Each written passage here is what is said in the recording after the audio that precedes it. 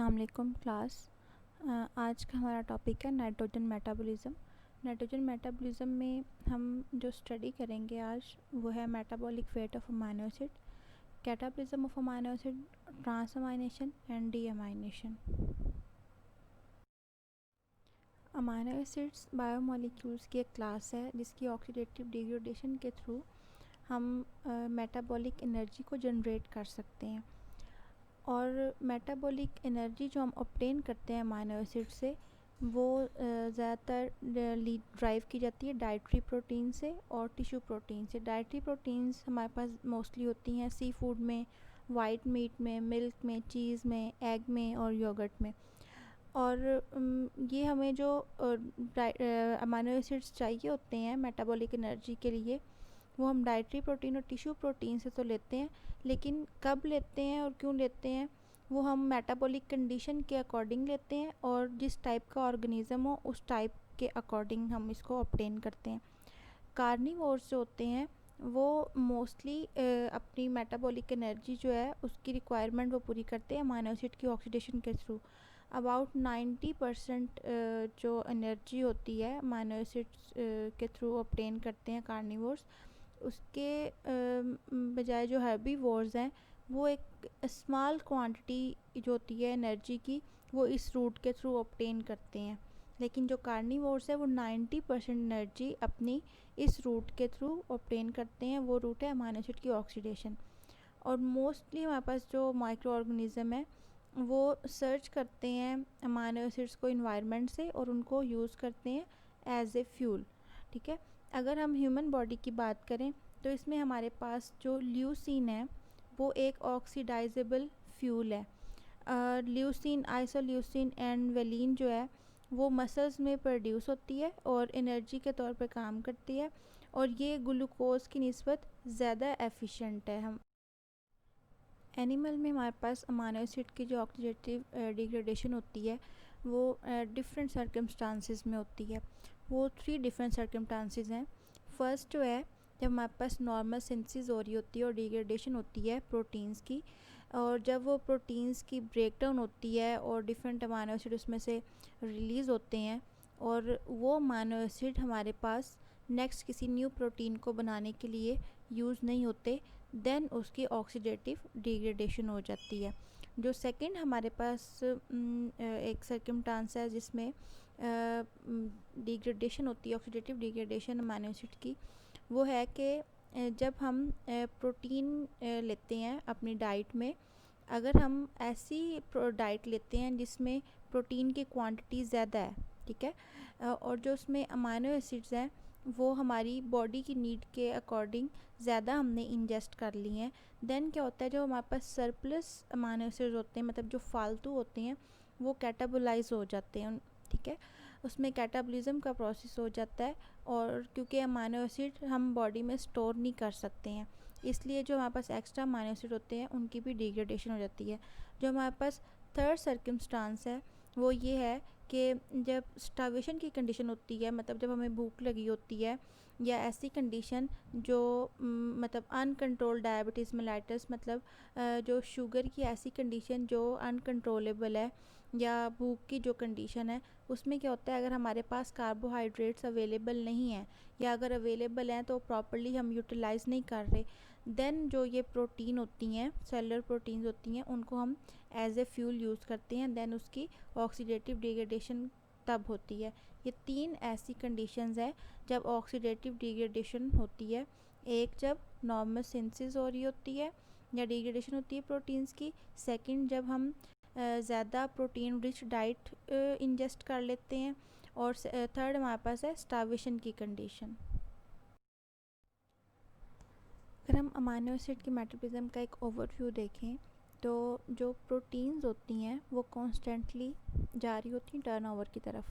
ठीक है, जो हमारे पास अमाइनो एसिड्स होते हैं वो हमारी बॉडी में स्टोर नहीं होते हैं। ठीक है, जब अमाइनो एसिड्स स्टोर नहीं होंगे तो हमारे पास प्रोटीन्स अमाइनो एसिड से मिलके बनी होती हैं, वो भी स्टोर्स नहीं होंगी, तो जो हमें एसेंशियल अमाइनो एसिड है वो हमें डाइट से ही लेने पड़ेंगे। लेकिन जो अमाइनो एसिड हमारे बॉडी में स्टोर नहीं होते वो किधर जाते हैं, उसको हम इस डायग्राम के थ्रू देख सकते हैं अगर आप ये लेफ़्ट साइड पे देखें, जो अमाइनो एसिड हैं वो ग्लाइकोलिसिस, क्रेब्स साइकिल इंटरमीडिएट्स के थ्रू बन रहे होते हैं। डाइटरी प्रोटीन्स के थ्रू हम अमाइनो एसिड्स जो लेते हैं, उसकी जब बायोसिंथेसिस होती है अमाइनो एसिड्स की, तो वो मिलके प्रोटीन्स बना देती हैं। वो प्रोटीन्स किस लिए यूज़ होती हैं? वो ग्रोथ के लिए यूज़ होती हैं।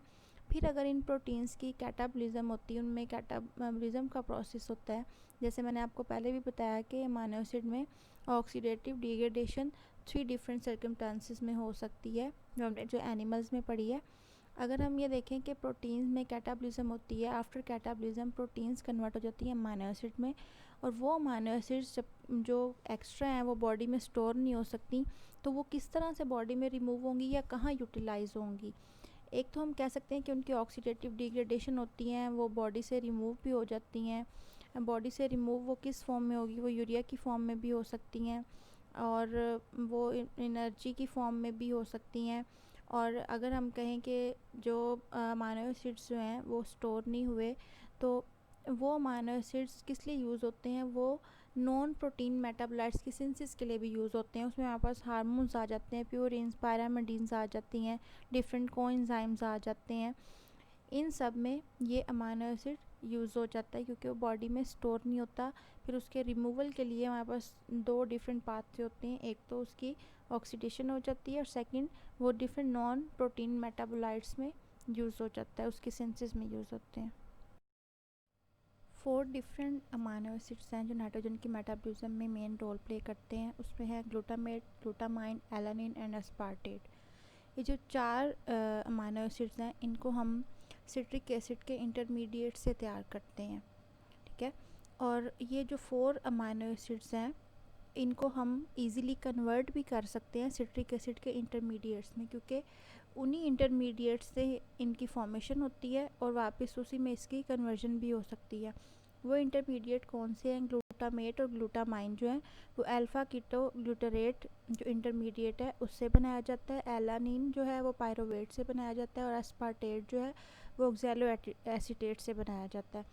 तो इन अमाइनो एसिड्स को हम वापस इन इंटरमीडिएट्स में भी कन्वर्ट कर सकते हैं। ग्लूटामेट और ग्लूटामाइन को हम अल्फ़ा कीटो ग्लूटारेट में कन्वर्ट कर सकते हैं, एलानिन को पायरोवेट में, एस्पार्टेट को ऑक्सैलो एसीटेट में।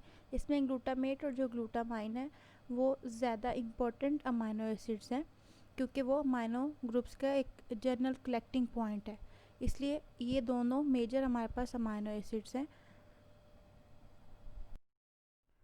ग्लूटामाइन और ग्लूटामेट जो होते हैं वो दोनों ज़्यादा कंसनट्रेशन में प्रेजेंट होते हैं than other amino acids. Mostly tissue में ग्लूटामाइन और ग्लूटामेट की ज़्यादा क्वांटिटी होती है, और स्केलेटल मसल में हमारे पास जो एक्सेस अमाइनो ग्रुप्स होते हैं वो मोस्टली ट्रांसफ़र हो जाते हैं पायरोवेट में, क्योंकि पायरोवेट से फर्दर आगे एलानिन अमाइनो एसिड बनना होता है।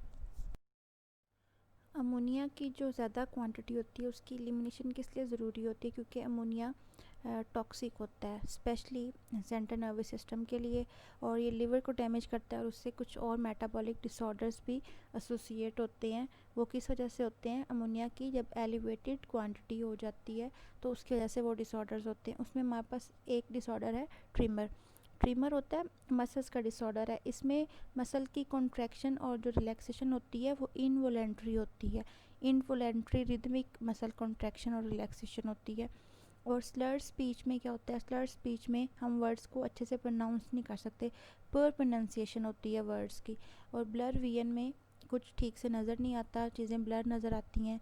कॉमा की कंडीशन में क्या होता है? ये एक प्रोलॉन्ग्ड अनकॉन्शियसनेस की स्टेट होती है, जिसमें पेशेंट जो है वो किसी भी चीज़ को रिस्पॉन्स नहीं कर सकता, स्पेशली किसी पेनफुल स्टिमुलाई को वो रिस्पॉन्स नहीं देता है।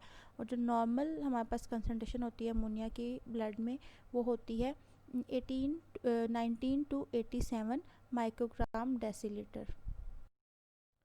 अमोनिया को हम कैसे एलिमिनेट कर सकते हैं? उसके लिए हमारे पास 3-4 डिफरेंट स्टेप्स हैं। उसमें एक है हमारे पास ट्रांसअमाइनेशन है, और एक ऑक्सीडेटिव डीअमाइनेशन है, अमोनिया की ट्रांसपोर्ट है, और यूरिया साइकिल है। इन 4 स्टेप्स के थ्रू हम जो हमारे पास टॉक्सिक अमोनिया है उसको रिमूव कर सकते हैं। और ये चारों स्टेप हम अमाइनो एसिड की कैटाबॉलिज्म में पढ़ेंगे। या आप इस डायग्राम में देख सकते हैं कि ट्रांसअमाइनेशन का प्रोसेस जो हो रहा है उसमें amino acid alpha keto acid में कन्वर्ट हो रहे हैं, और उसके बाद है ऑक्सीडेटिव डीअमाइनेशन का प्रोसेस हो रहा है। इसके बाद हमारे पास यूरिया साइकिल है, इसको हम आगे डिटेल से पढ़ेंगे स्टेप वाइज। पहले हम देखेंगे स्टेप 1 जिसमें ट्रांसअमाइनेशन का प्रोसेस हो रहा है, फिर हम स्टेप 2 देखेंगे इसमें ऑक्सीडेटिव डीअमाइनेशन हो रही है, स्टेप 3 में अमोनिया की ट्रांसपोर्ट हो रही है और स्टेप 4 में हम पढ़ेंगे यूरिया साइकिल।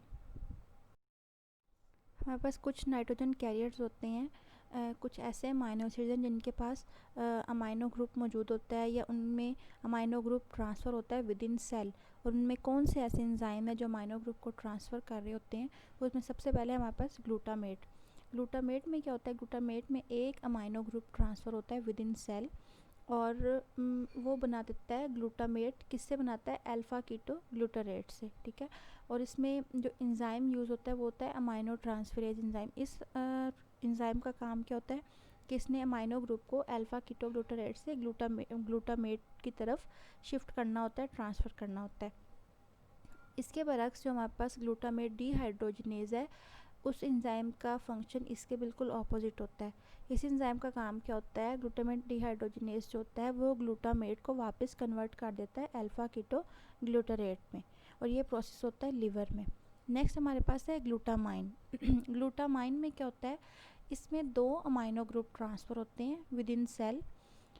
इसमें क्या होता है कि सबसे पहले अल्फ़ा कीटो ग्लूटारेट से ग्लूटामेट बनता है, देन ग्लूटामेट में फिर अगर हम एक और अमाइनो एसिड ऐड करते हैं तो वो ग्लूटामाइन बन जाता है। और इस सारे प्रोसेस को कौन सा एंजाइम कैटलाइज करता है, वो होता है ग्लूटामाइन सिंथेज।